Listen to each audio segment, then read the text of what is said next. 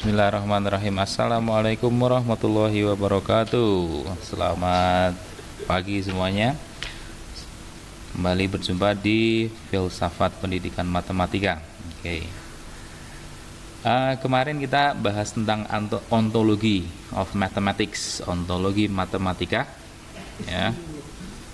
Tapi sebenarnya saya kelewatan satu pembahasan itu ya. Kemarin kita langsung melompat ke stage atau fase ontologi matematika, dari matematika sebagai objek yang abadi, objek ilahiyah yang sempurna ala Plato, ya, Platonian. Kemudian nanti akan berubah menjadi objek alam, ya, matematika sebagai manifestasi dari hukum-hukum alam, ya, yang mengatur alam, pola-pola yang hadir di dalam alam, ya, sehingga nanti muncul seperti deret Fibonacci, ya, dan sebagainya. Lalu kemudian nantinya masuk ke tahap berikutnya, yaitu objek matematika sebagai objek pikiran, ya. Nah, saya sebenarnya kelewat satu tentang matematika ditinjau dari sejarah, ya, pembentukan disiplin ilmu matematika dari zaman Yunani kuno. Nah, di sini saya akan terangkan, ya, untuk melengkapinya. Oke, jadi apakah matematika itu, ya, dilihat dari sejarah pembentukan matematika, ya. Yang pertama, seperti yang Anda lihat, kalau dalam bahasa Indonesia matematikanya itu nggak kelihatan jamak atau plural, ya, tapi kalau dalam bahasa Inggris lalu ada mathematics, ada S di belakangnya. Nah, S di sini kalau Anda belajar bahasa Inggris itu artinya benda jamak, ya. Sama dalam bahasa Prancis, SES itu juga menunjukkan jamak, apalagi ada artikel les, ya, mathematics or les mathematics. Nah, kenapa kok bisa jamak? Karena pada awal sejarahnya di Yunani kuno lagi kembalinya, bahwa matematika itu menjadi merupakan disiplin ilmu yang disebut sebagai quadrivium. Quadrivium di sini terdiri dari pelajaran-pelajaran aritmatika, geometri, astronomi, dan musik, ya. Sedangkan kelompok lainnya disebut sebagai trivium yang terdiri dari grammar, retorik, dan dialektik. Nah, quadrivium di sini termasuk kelompok pelajaran ilmu yang diagungkan, ya. Ya, kalau zaman dulu ya ada IPA sama IPS gitulah, ya. Quadrivium itu kayak IPA-nya, sedangkan trivium itu IPS-nya. Dan cenderung memang dari zaman Yunani kuno pun, ya, yang namanya IPS itu selalu di nomor duakan itulah, ya, sampai diwarisi sampai zaman dulu, zaman saya mungkin, ya, atau zaman kamu juga masih, saya nggak tahu, ya. Kalau zaman saya waktu SMA, kalau sudah namanya IPA, wah itu sudah ngawu-ngawu itu, ya, pas paling pinter, ya. Kalau anak IPA pasti bisa IPS, gambarnya seperti itu. Anak IPA pasti bisa IPS, bisa bahasa. Tapi kalau anak bahasa atau anak IPS tidak bisa IPA. Nah, gitulah, ya. Nah, waktu masuk perguruan tinggi, kalau dulu namanya UMPTN, itu juga sama. Siswa IPA bisa ngambil IPS, bisa ngambil bahasa, sedangkan siswa bahasa dan IPS tidak bisa ngambil IPA. Jadi kalau anak IPA ikut UMPTN, dia bisa ngambil jurusan IPA maupun jurusan IPS dan bahasa, semua bisa diambil, ya, dengan mengambil paket yang namanya dulu IPC, ya, ilmu pengetahuan campuran. Jadi kalau masuk ke perguruan tinggi bisa ngambil paket IPA, IPS maupun IPC. Nah, kalau anak IPA mau ngambil dua-duanya, baik itu baik itu kuliah di eh, fakultas eksak dan fakultas sosial, dia ngambil IPC itu ya. Oke. Jadi enak jadi anak IPA karena selalu mendapatkan privilege, dianggap paling pinter dan bisa semuanya. Itu sudah dari zaman Yunani kuno itu. Quadrivium yang di dalamnya ada pelajaran aritmatika, ada pelajaran geometri, ada pelajaran astronomi, dan ada pelajaran musik. Loh, kenapa kok musik masuk ke quadrivium itu ya? Karena kembali lagi ke Mbah Pythagoras, bahwa Pythagoras itu menganggap musik itu juga bagian dari matematika, karena di dalam musik itu harmoni tercipta karena adanya ukuran-ukuran, makanya ada birama 1/4, 2/4 dan sebagainya ya, itu kan ukuran-ukuran matematis gitu ya. Nah, musik itu juga masuk matematika zaman dulu. Oke, itulah mengapa mathematics selalu diakhiri dengan S sebagai jamak, karena awal sejarah pembentukannya itu merupakan pelajaran yang jamak, quadrivium ya. Next, matematika juga terkenal dengan ilmu pasti ya. Cuman masih perdebatan, apakah matematika itu science atau dia art? Apakah matematika itu ilmu pengetahuan ataukah seni? Oke. Maka ada istilah Wiskunde dengan akhiran DE yang artinya ilmu pengetahuan, sains pasti ya. Ada Wiskunst yang berakhiran dengan T yang artinya seni yang pasti ya, tapi dua-duanya sama-sama pasti, mempunyai kepastian. Nah, ada yang berpendapat bahwa matematika itu adalah sains. Maka kalau matematika dianggap sebagai sains, maka matematika itu merupakan sebuah metode, karena sains itu yang membuatnya menjadi sains itu adalah epistemologinya, metodenya ya. Sesuatu disebut sebagai ilmiah karena mempunyai metode yang jelas, sistem yang jelas ya. Nah, di sini matematika sebagai sains dianggap sebagai metode ya. Metodenya juga istilahnya bukan metode yang empiris, tapi metode yang lebih ke mental, deduktif, nanti kita bisa bilang deduktif, logik ya.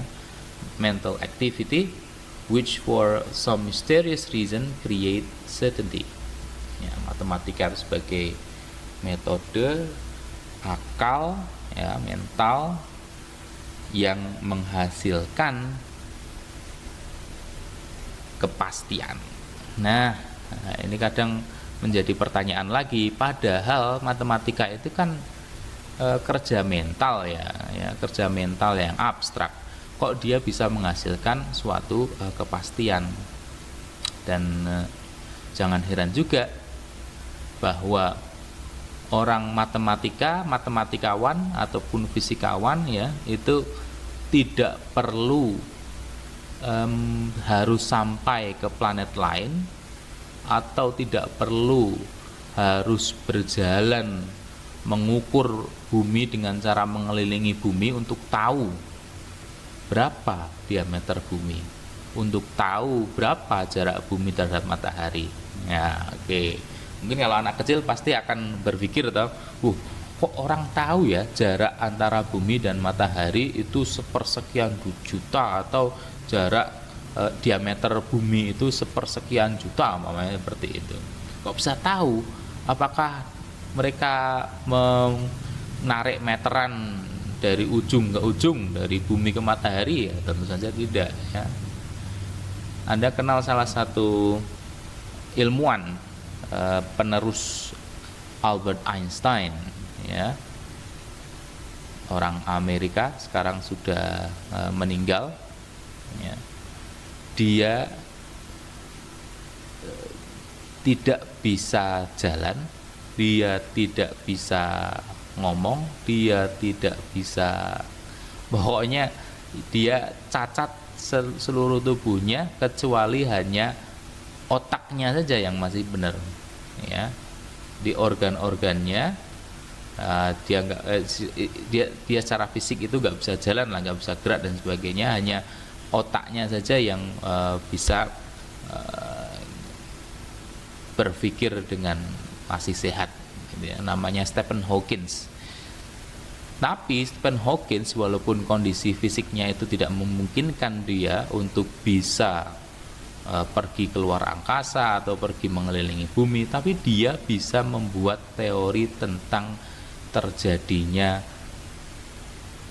bintang mati atau bisa disebut sebagai black hole, dan dia bisa membuat teori tentang terjadinya alam semesta, ya. Makanya salah satu buku yang terkenal adalah Theory of Everything. Dia menjelaskan asal mula terjadinya alam semesta, dia mengukur waktunya kapan, masa pertama, masa jenis sebelum Big Bang pertama itu berapa, sehingga nanti waktu terjadi Big Bang, ledakan karena masa jenisnya jenuh itu sampai mengembang dan sebagainya, dia bisa menjelaskan itu dengan sangat matematis. Begitu juga dia bisa menjelaskan tentang black hole, bagaimana terjadinya black hole, ukuran-ukuran black hole dan sebagainya, dia bisa menjelaskan secara matematis. Akan tetapi dia tidak pernah sampai ke black hole, dia tidak pernah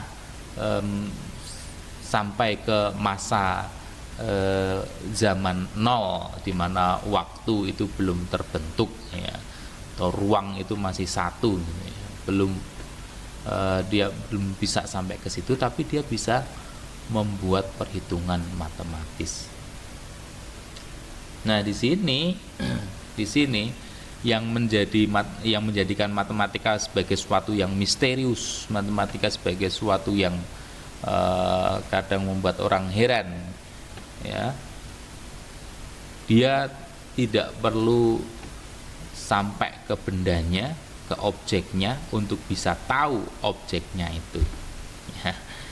Oke. Nah, dan dia memaklumatkan diri sebagai ilmu yang pasti, padahal itu kepastiannya itu didapatkan dari operasi mental saja, dari pikiran saja, dari rasional logik saja. Nah, sebagaimana tadi Stephen Hawking, ya, dia bisa menghitung secara kalkulatif matematis, ya, tapi dia tidak pernah sampai ke bendanya, sampai ke black hole, tidak pernah. Nah, itu sebagai ilmu yang membuat orang tercengang, ya. Salah satu hasil dari peradaban manusia yang luar biasa itu adalah matematika. Yang kedua, saat memandang matematika sebagai art, sebagai seni, ya, atau seni mental, yang pasti sama-sama mental. Kalau tadi metode, ini seni mental, yang tentu saja dekat dengan yang namanya seni craft sebagai hasil karya, ya, daripada ke science, ya, yang lebih merupakan keindahan daripada suatu kepastian ala sains, karena matematika ini dia merupakan alat saja, ya, alat untuk membantu disiplin-disiplin ilmu lain, ya. Saat bicara tentang alam benda fisik, ya, maka matematika membantu, memberikan bantuan model-model matematis dan sebagainya, rumus-rumus matematis untuk mengetahui fenomena fisik, ya. Maka dia akan membantu fisika. Saat matematika sebagai seni yang menjadikan dia sebagai alat untuk disiplin lain seperti biologi, ya, maka matematika akan memberikan model-model matematis untuk menjelaskan fenomena kehidupan. Oke. Nah, ini ada dua pendapat. Matematika sebagai sains yang pasti, ya, dan matematika sebagai seni, ya, sebagai sarana yang sebagai sarana yang istilahnya dia sebagai sarana dia tidak dinilai dari kepastiannya, tapi dinilai dari keberhasilannya. It works, kalau dalam bahasa Inggris itu. It is not certain but it works. Sebagai alat itu dinilai baik atau enggak itu kan kalau dia alat itu bisa sesuai, bisa cocok, ya, bisa menghasilkan. Nah, matematika sebagai seni ini juga sama, dia sebagai alat, maka dia dinilai bukan dari kepastiannya tapi dari cocoknya. Gitu ya. Nah, silakan Anda bisa percaya bahwa matematika sebagai ilmu, metode, atau matematika sebagai seni, ya silakan bisa pilih, mau lebih ke kepastian maupun ke keindahan, ya monggo dipilih, silakan. Nah, lalu objek material dan objek formal. Dari sejarah, matematika itu merupakan suatu studi tentang quantity, ya, tentang quantity, kalau dalam bahasa Yunani poson, ya, tentang jumlah, with quantity being generally conceived as that which is divisible into constituent part, ya, yang dimana penjumlahan, ya, jumlah penghitungan itulah ya. Matematika itu ilmu tentang menghitung namanya. Dimana dalam menghitung itu ada yang bisa dibagi, ada yang istilahnya tidak bisa dibagi.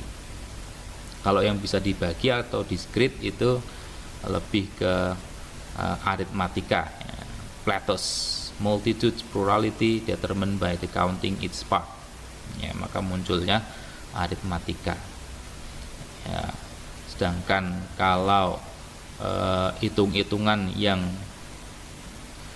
hubungannya sama bidang, ya, atau megatos, magnitude determined by measurement, dengan ukuran, maka itu menjadi disiplin geometri. Oke. Jadi kembali lagi, dulu zaman Yunani matematika dipahami sebagai ilmu hitung-menghitung atau ukur-mengukur. Kalau hitung-menghitung hubungannya dengan penjumlahan, pengurangan, yang itu bisa dibagi menjadi bagian-bagian, ya, itu disebut sebagai aritmatika, Plato's. Sedangkan hitung-menghitung dalam hal ukuran bidang itu disebut megatos atau magnitude, yang nantinya jadi geometri. Oke. Kemudian dari aritmatika dan geometri itu matematika kemudian berkembang, ya.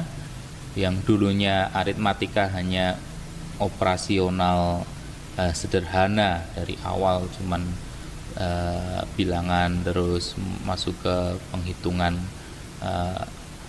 penjumlahan, pengkalian, pembagian dan sebagainya. Bilangan pun nanti dari bilangan yang natural menjadi ada bilangan yang irasional, yang terkenal mungkin Anda pernah baca sejarahnya Pythagoras, ya, yang muridnya itu menemukan bilangan irasional, ya, akar 2, ya, dimana saat menghitung segitiga siku-siku, ya, diagonalnya, si murid ini memberikan angka jika kasusnya itu tingginya 1 dan alasnya itu 1, maka diagonalnya menjadi akar 2, dan akar 2 di sini tidak habis dibagi, ya, sehingga dia bukan bilangan natural lagi, ya, dia menjadi bilangan yang irasional, ya. Padahal gurunya Pythagoras selalu bilang bahwa tidak ada itu bilangan yang tidak habis dibagi, ya. Nah, ternyata ada bilangan yang tidak habis dibagi. Nah, itu nanti awal mula ketemunya bilangan irasional. Nah, belum lagi nanti di dunia Arab, ya, saat angka itu sudah digantikan dengan variabel, bentuknya huruf, ya, X, Y, Z, dan sebagainya, ya, sehingga operasinya lebih rumit lagi, ya, maka muncullah yang disebut sebagai aljabar, ya, aljabar, dan seterusnya.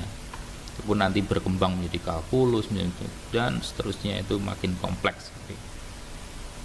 Nah, pada era modern, Auguste Comte sebagai salah satu ilmuwan yang mencoba mengklasifikasikan ilmu modern, ya, yang dulunya itu seperti saya bilang kemarin, tidak ada matematika, nggak ada IPA, fisika, kimia, itu belum ada, semuanya jadi satu paket filsafat, gitu kan. Nah, nantinya pas masa modern, filsafat itu mulai dipontoh-pontoh, mulai dipecah-pecah menjadi disiplin-disiplin ilmu, karena makin zaman berkembang, masalah makin kompleks sehingga membutuhkan spesialisasi, ya, maka muncullah disiplin-disiplin ilmu itu. Dulu orang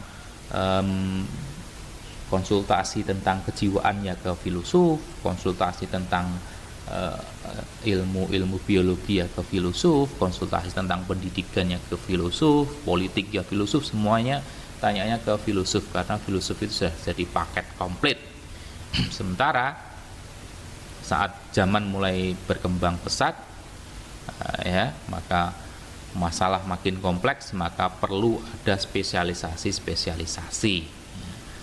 Membahas politik makin kompleks, ya, maka dipecahlah itu filsafat menjadi ada ilmu politik sendiri yang terpisah dari filsafat.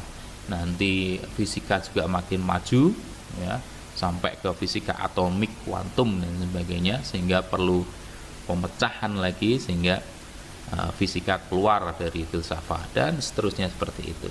Nah, Auguste Comte itu salah satu ilmuwan yang menjadi bapak ilmu modern karena dia mencoba untuk membagi-bagi ilmu ke dalam disiplin-disiplin tertentu. Auguste Comte menyatakan bahwa matematika itu adalah studi tentang bilangan yang mengikuti aturan tertentu. Mathematical entities such as number, set, function, and structure relationship between them. Oke, jadi bilangan entah itu dalam bentuk deret, fungsi, struktur, dan hubungannya, ya, itu yang menjadi objek material dari matematika. Kemudian berkembang lagi, ya, pengertiannya, matematika kemudian didefinisikan sebagai the study of quantity. Tidak hanya, kalau awalnya itu hanya quantity saja, dia Yunani kuno seperti yang saya jelaskan tadi, quantity baik secara diskrit maupun quantity baik secara magnitudes, sebagai aritmatik maupun geometri. Kemudian berkembang tidak hanya quantity tapi juga structure, juga space and change. Study of quantity, structure, space and change, ya, artinya kalau quantity lebih ke aritmatik, structure lebih ke aljabar, space ke geometri, dan change perubahan lebih ke analisis, ya. Oke. Nah, matematika terus berkembang, ya, akan tetapi kembali lagi ciri utama matematika sebagaimana yang saya jelaskan dari awal tadi, matematika itu sifatnya abstrak, ya, sifatnya abstrak. Semua setuju kalau matematika itu sifatnya abstrak. Walaupun demikian, ya, nanti di filsafat kan yang masih dipertanyakan itu, walaupun dia abstrak, sebenarnya dia ada nggak sih? adanya itu di mana. Ya, maka nanti ada yang bilang adanya di Lauhul Mahfud kah, di alam keabadian kah, di alam materia kah, atau yang ada di pikiran. Nanti kita bahas lebih lanjut. Nah,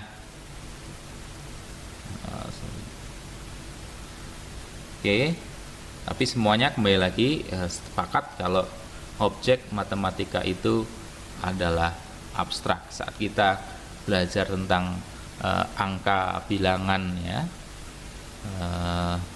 yang kita pelajari itu bukan sesuatu yang real, yang materia, tapi sesuatu yang abstrak, suatu konsep, ide, gagasan, ya, yang berasal dari pemikiran manusia.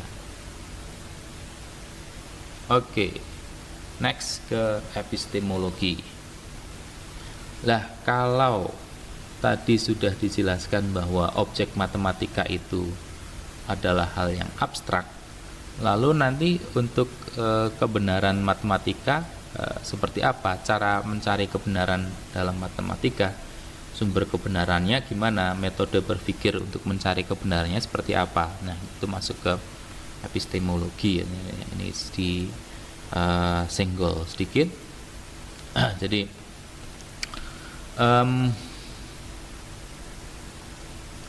kebenaran matematika itu berkembang, ya. Dulunya matematika di era Babilonia kuno maupun di era Mesir kuno itu sifatnya praktis, ya, sangat praktis. Maka dulu geometri, kenapa kalau dinamakan geometri? Ya, geo itu tanah, metri itu ukuran, maka geometri itu pengukuran tanah. Jadi ilmu geometri di masa Mesir kuno itu berasal dari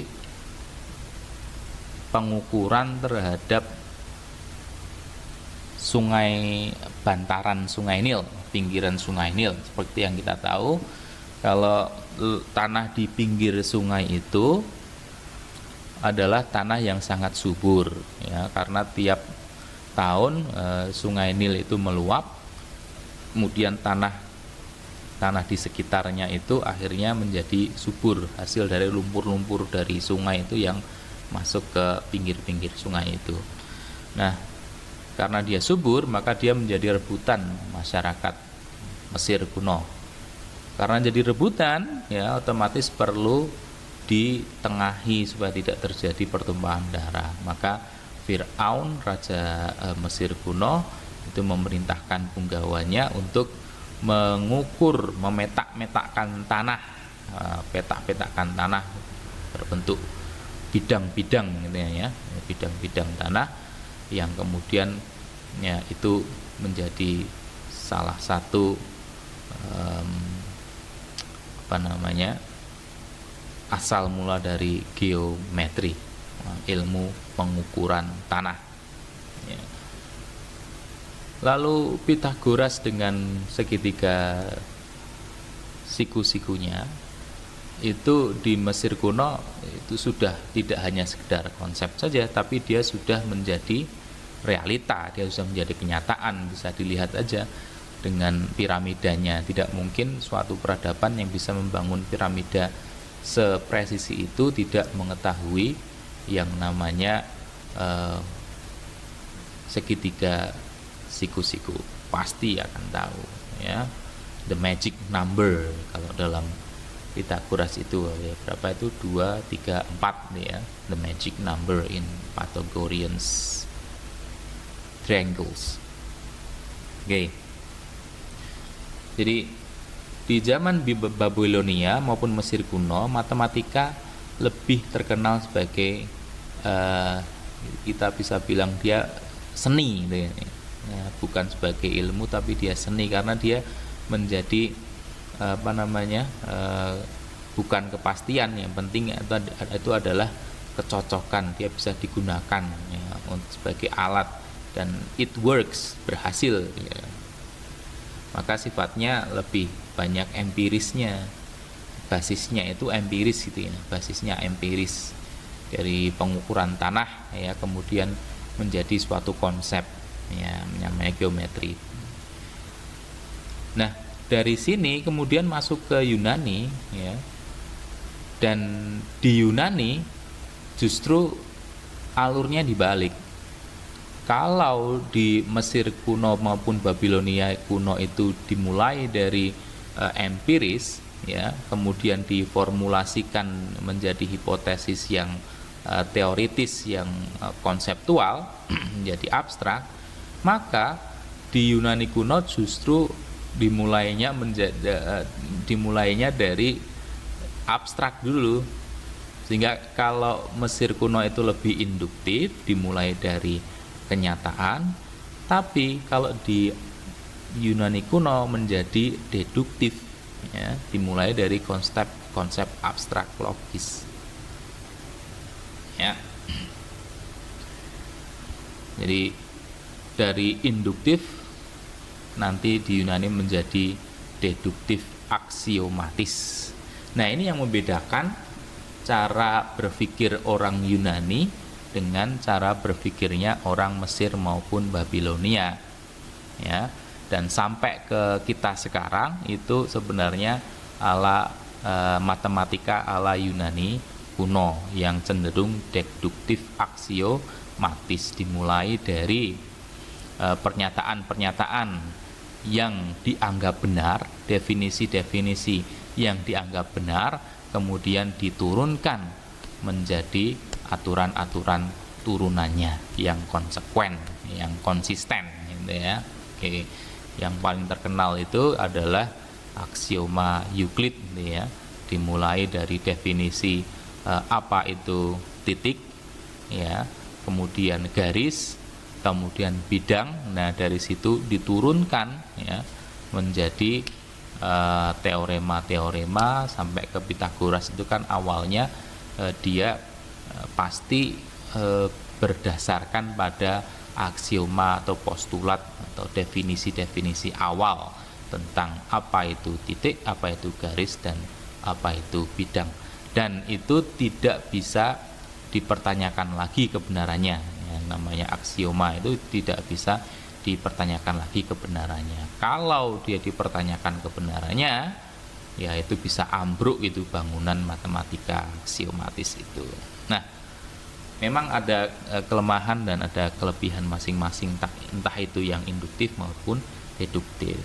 Nah, jadi kembali lagi bahwa sumber kebenaran matematika yang dulunya secara sejarah Mesir maupun Babilonia itu sifatnya empiris, pragmatis. Kebenaran itu dinilai benar kalau dia itu bisa it works ya, kalau dia itu bisa menghasilkan, kalau dia itu cocok, kalau dia itu benar pas gitu ya. Menjadi kebenaran yang dinilai dari konsistensi dengan hukum-hukum awalnya, dari induksi menjadi deduksi, dari a posteriori menjadi a priori. Oke. Nah, kalau secara induktif seperti yang saya bilang tadi, dia dimulai dari data indera empiris ya, seperti mengukur tanah tadi kan, dari data-data secara nyata di lapangan, di kenyataan, di dunia material. Kemudian dari data-data itu ditarik kesimpulan menjadi hipotesis-hipotesis ya, menjadi teori-teori ya, dan seterusnya ya, sehingga kebenarannya tidak bisa dielakkan karena sudah terbukti di dalam kenyataan ya. Kalau sudah terbukti it works gitu ya, dalam kenyataan berhasil, sukses ya. Sementara kalau deduktif ya dimulai dari akal rasional ya, dari konsep-konsep dulu, definisi-definisi dulu, baru diturunkan ke aturan-aturan turunannya. Kebenarannya dinilai dari konsistensi. Kalau dia konsisten dengan aturan-aturan sebelumnya yang lebih tinggi ya, ada konsistensinya, nah itu berarti benar gitu ya. Itu bedanya induktif sama deduktif. Ya, ini sudah saya ceritakan tentang geometri, dimulai dari hal yang sangat empiris, yang pragmatis, kemudian masuk ke Yunani, justru dibalik menjadi sesuatu yang abstrak. Oke. Nah, kalau dalam istilah metode berpikir, itu ada tadi yang saya bilang a posteriori, ada a priori. Kalau induktif itu a posteriori, kalau deduktif namanya a priori. Jadi kalau induktif tadi kan memerlukan validasi. Validasi kebenarannya itu diperoleh jika sudah tervalidasi di lapangan, jika sudah terbukti di lapangan, ya, jika sudah berhasil di lapangan, ya, baru dinyatakan benar. Tapi kalau deduktif a priori tidak perlu divalidasi di lapangan, cukup divalidasi secara rasional saja, dari konsistensinya aja, logiknya saja. Oke. Nah, karena matematika itu a priori menggunakan pembuktian deduktif ala Yunani kuno, kembali lagi ya, ala Yunani kuno, maka matematika dianggap pasti karena dia berawal dari aturan yang satu, gitu ya, dari entah itu aksioma-aksioma, entah itu postulat-postulat, definisi-definisi, gitu. Sehingga tidak bisa direvisi kebenarannya. Itu ala Yunani kuno dulu ya, walaupun nanti akan terbantahkan juga saat ada perubahan paradigma, ya. Kalau Yunani kuno menganggap kepastian itu karena dia di alam sana, di alam idea, di alam yang yang abadi, ya. Kemudian di zaman Renaissance, nanti besok minggu depan saya jelaskan Renaissance, objek matematika di alam, dan alam itu kita tahu benar-benar punya ukuran-ukuran, punya hukum-hukum yang benar tetap. Lalu kemudian nanti akan menjadi objek matematika itu nanti menjadi pikiran. Nah, pada waktu fase inilah nanti akan terjadi perubahan yang besar tentang paradigma matematika yang tadinya paradigmanya matematika itu pasti, ya, kemudian akan dinisbikan menjadi paradigma yang bisa disalahkan dan direvisi. Oke, itu nanti kita bahas di saat fase ketiga matematika, di mana matematika dipahami sebagai konstruksi mental, konstruksi pikiran manusia, bukan hukum alam maupun bukan hukum Tuhan. Oke. Nah, dari Yunani kuno inilah nanti muncul yang namanya aksioma, teorema, lema, dan sebagainya, ya. Sehingga once mathematical theorem is proven, it stand forever. Saat suatu teorema matematika dibuktikan kebenarannya secara deduktif, ya, secara rasional, bukan secara kenyataan loh ya, bukan, tapi secara abstrak juga, maka dia akan benar selamanya. Ya, contoh gampangnya aja lah.